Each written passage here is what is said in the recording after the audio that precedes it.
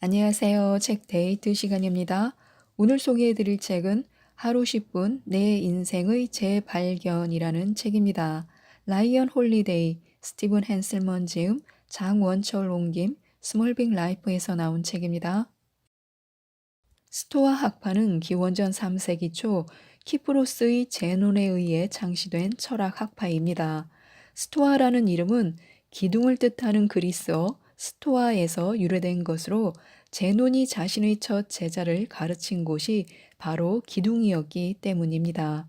이렇게 시작된 스토아 사상은 중세를 거쳐 현대에 이르기까지 철학, 종교, 문학 등 문화 전반에 걸쳐 지속적인 영향을 끼쳤습니다. 우리가 너무도 잘 아는 칸트, 니체, 몽테뉴, 루소, 스피노자, 데카르트와 같은 철학자들도 스토아 사상으로부터 영감을 받았습니다. 생각이나 사색을 통해 우리가 가장 먼저 찾아야 할 것은 삶의 이유이자 목적입니다. 사는 이유를 알아야 하고 싶은 것을 찾아낼 수 있고 그 일에 열중할 수 있으며 시련이 닥쳐도 실망하거나 후회하지 않고 앞으로 나아갈 수 있습니다. 통제할 수 있는 것이 있고 통제할 수 없는 것이 있습니다. 인생에서 가장 먼저 깨달아야 할 것은 변화시킬 수 있는 것과 변화시킬 수 없는 것을 구분하는 것입니다. 세상에는 우리가 영향을 끼칠 수 있는 것과 영향을 끼칠 수 없는 것이 존재합니다. 날씨 때문에 비행기가 이륙하지 못할 때 기장에게 항의를 한다고 해서 폭풍우를 멈출 수는 없습니다. 부자로 태어나게 해달라거나 다른 나라에서 태어나게 해달라는 것도 마찬가지입니다. 그런데 사람들은 변화시킬 수 없는 것에 시간을 쏟으면서 정작 자신이 바꿀 수 있는 것에는 시간을 할애하지 않습니다. 평온을 비는 기도에는 이런 말이 있습니다. 신이시여, 저에게 변화시킬 수 없는 것을 받아들일 수 있는 평온함을, 변화시킬 수 있는 것을 변화시키려는 용기를, 그리고 그 둘의 차이를 알 수 있는 지혜를 주시옵소서라고요. 이미 내린 결정은 취소할 수 없으며 고통을 야기했던 원인도 제거할 수 없습니다. 하지만 현재의 나는 변화시킬 수 있습니다. 그것이 바로 지금 이 순간이 가진 힘입니다. 우리가 해롭지 않다고 생각하는 습관들이 모두 쉽게 중독으로 변질될 수 있습니다.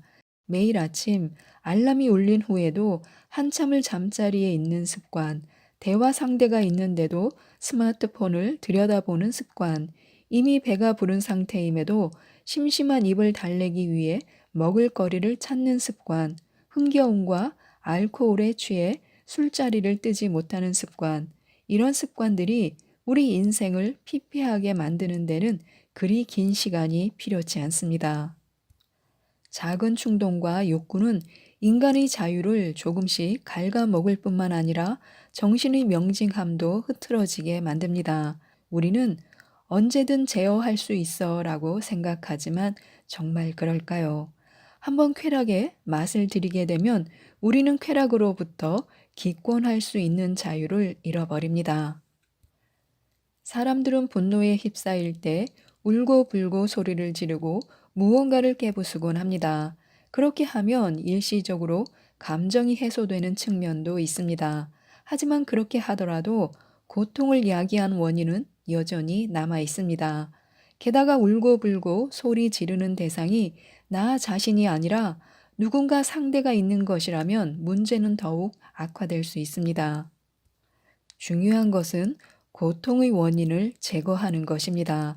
하지만 그 고통의 원인이 내가 통제할 수 있는 범위 밖의 것일 수도 있습니다. 그럴 땐 어떻게 해야 할까요? 스토아식이라면 있는 그대로를 받아들이는 것입니다. 그리고 해결할 수 있는 문제에 집중하는 것입니다. 분노의 표출은 일시적인 감정 해소에는 좋을지 모르나 자칫하면 그 분노에 지배를 당하게 되어 모든 일을 망칠 수 있습니다.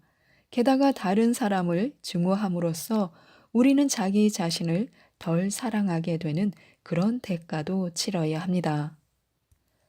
좋은 하루를 만들려면 어떻게 하면 될까요? 오늘도 좋은 하루가 될 수 있는 방법이 있습니다. 좋은 일을 하는 것입니다. 우리에게 즐거움을 가져다 주는 원천은 대개 우리의 통제 밖에 있거나 재생이 불가능한 자원입니다. 하지만 오직 한 가지만은 언제나 우리의 것입니다. 우리 안에 있는 것은 모두가 우리의 것입니다. 그런 의미에서 아메리칸 인디언의 경구는 스토아의 생각과 비슷합니다.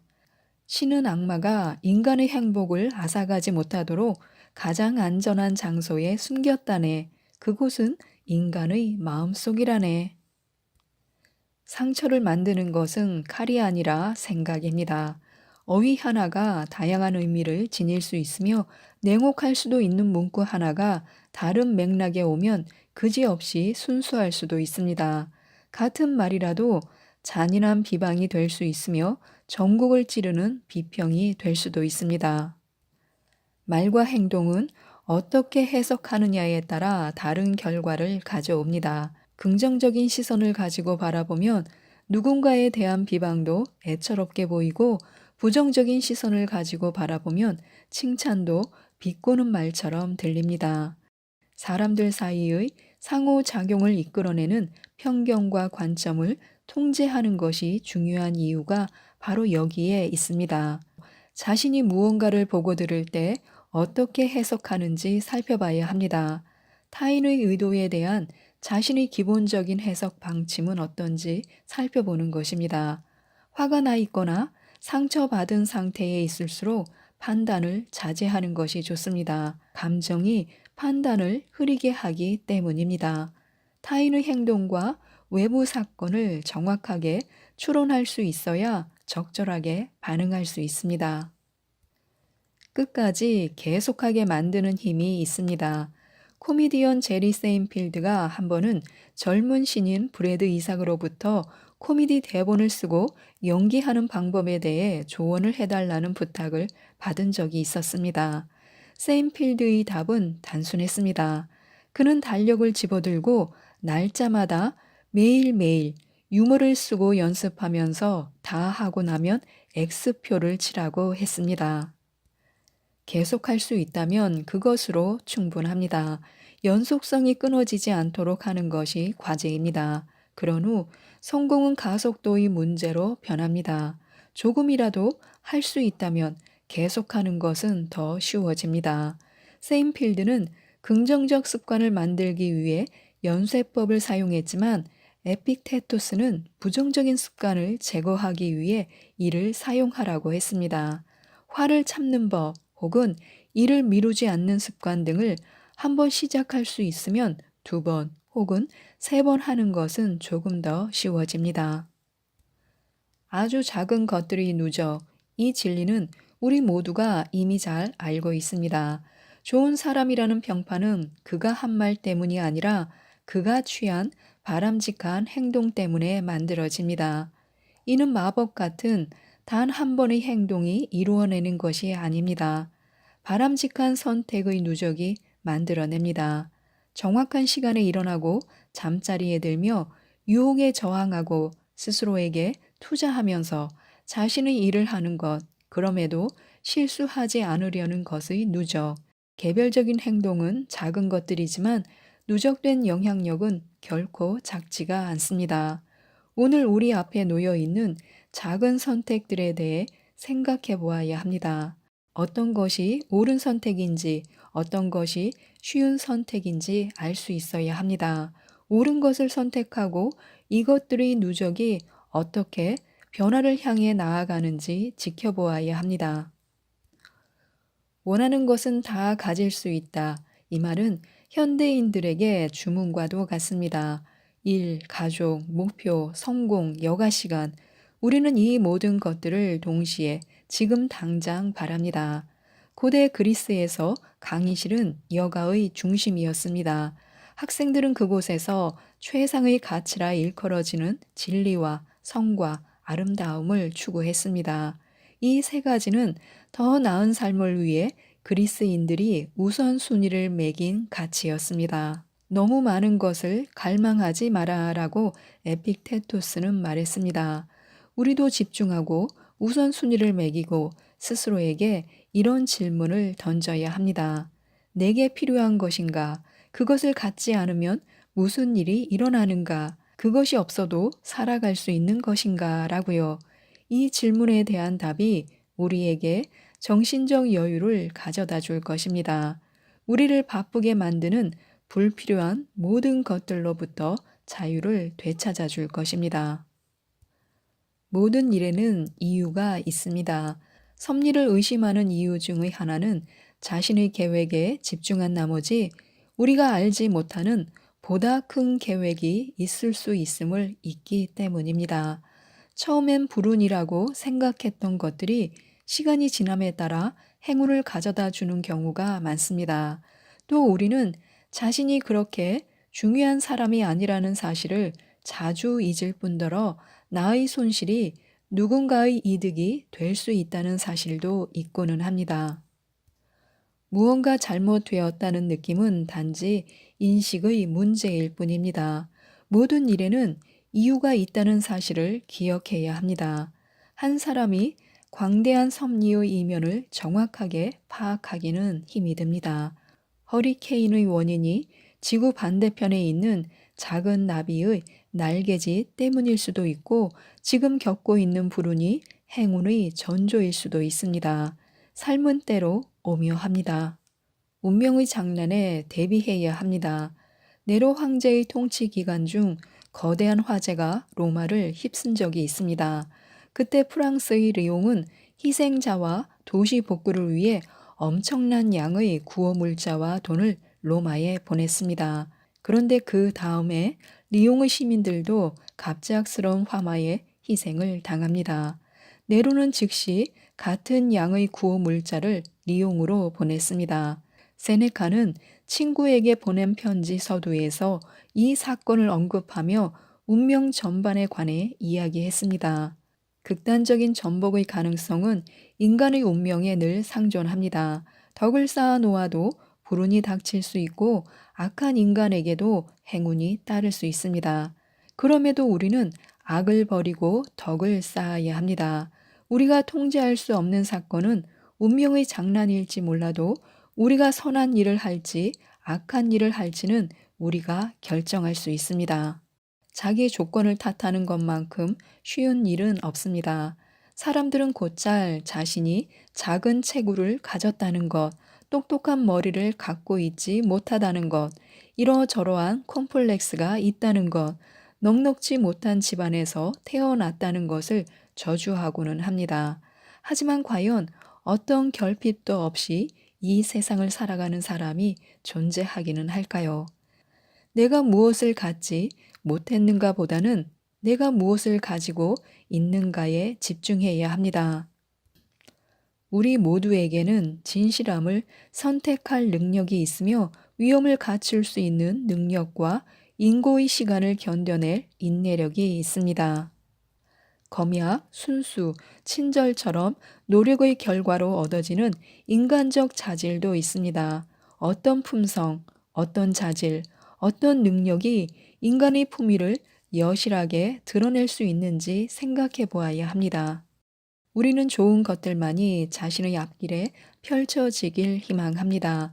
좋은 소식, 좋은 날씨, 그리고 행운과 같은 것들을 말합니다. 하지만 그런 것들은 변덕 맞아서 우리 앞에 나타났다가도 금방 사라지곤 합니다. 변하지 않고 영원히 좋은 것으로 남아있는 것은 바로 우리 안에 있습니다. 우리 안에서는 상황이나 조건에 상관없이 그 모습 그대로 존재합니다. 그러나 우리 안의선은 택배처럼 배달되는 것이 아닙니다.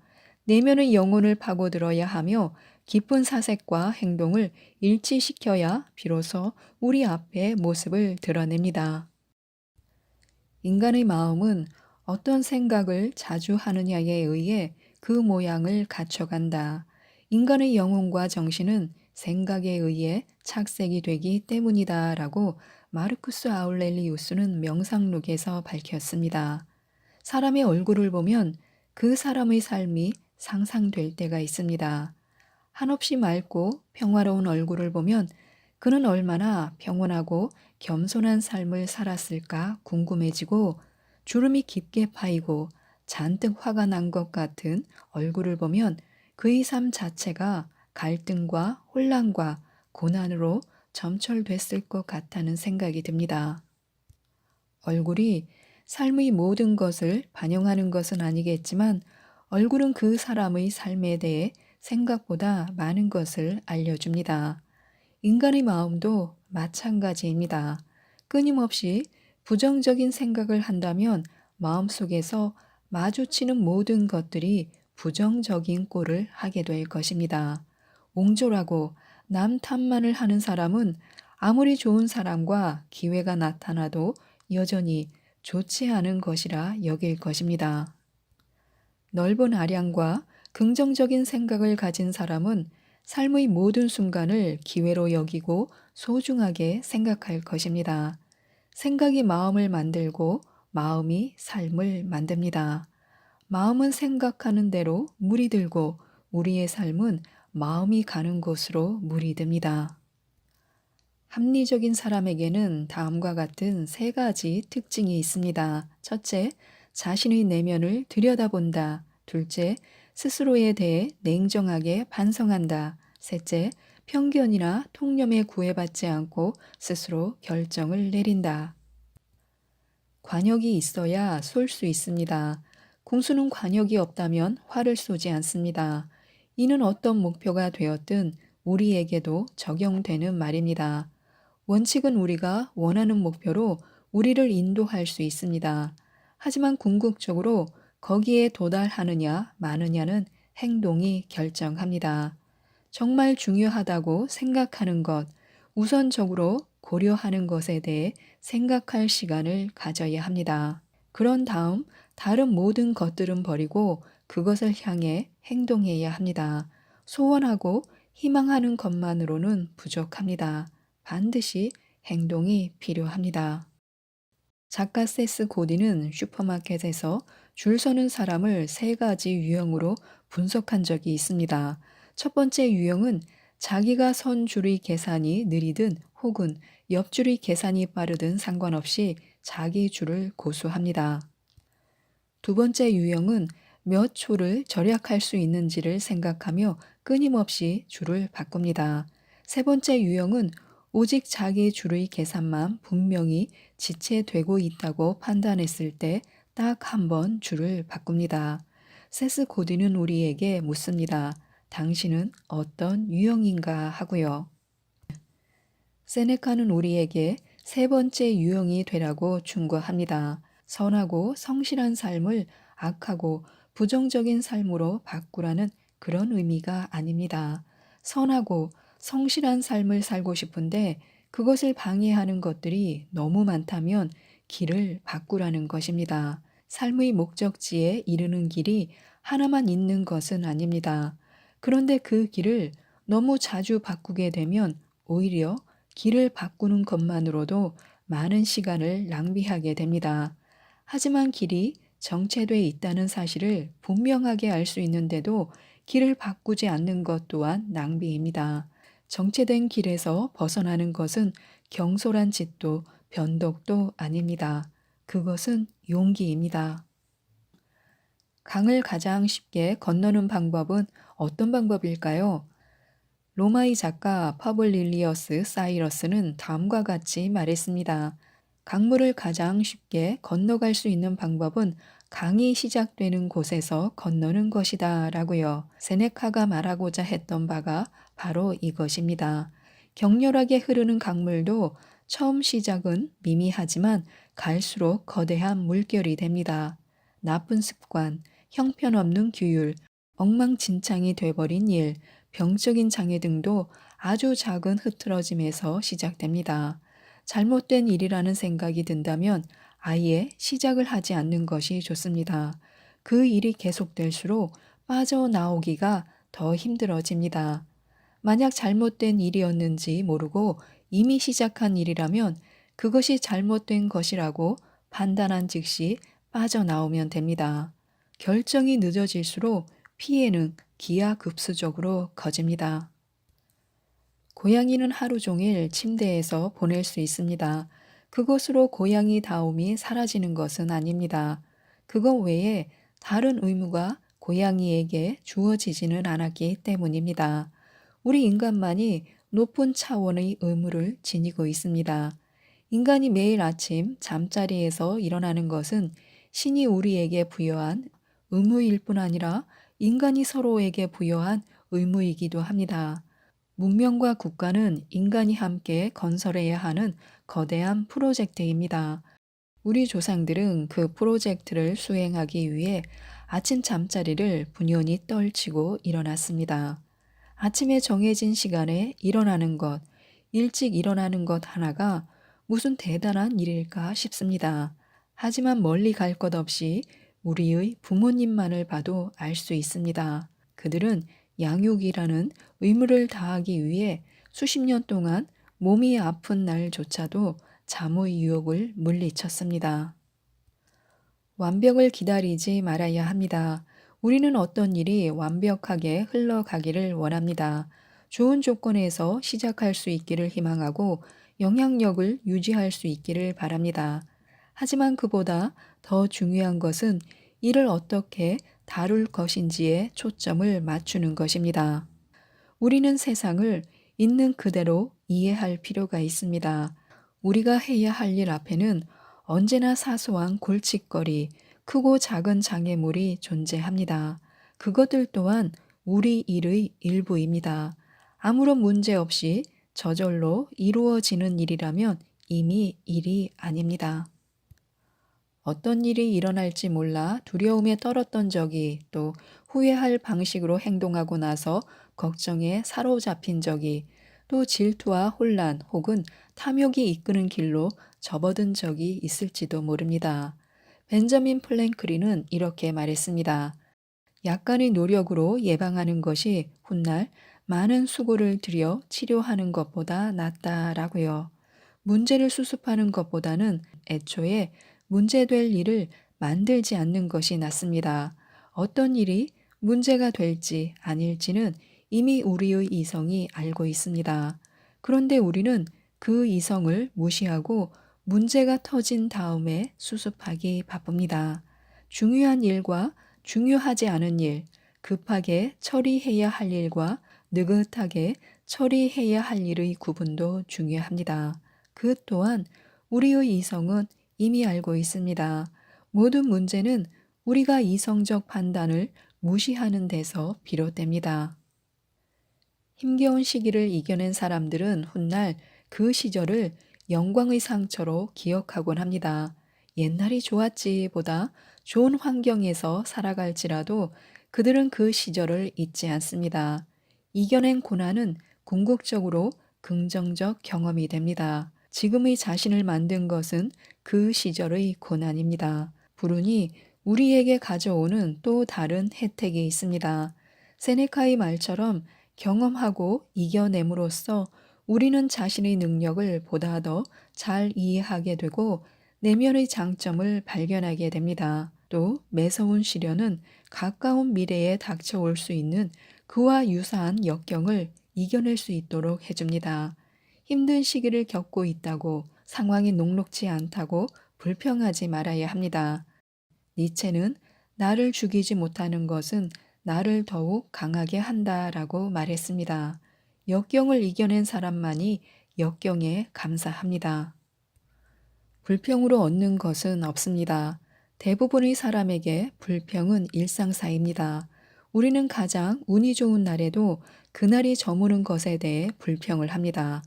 우리는 하고 싶었던 일을 하지 못한 것에 대해, 갖고 싶었던 직업을 갖지 못한 것에 대해, 벌고 싶었던 돈을 벌지 못한 것에 대해 쉬지 않고 불평을 합니다.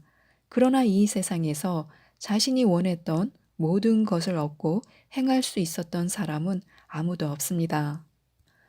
불평하지도 설명하지도 말라라는 말은 영국의 수상이었던 벤저민 디즈레일리의 좌우명입니다.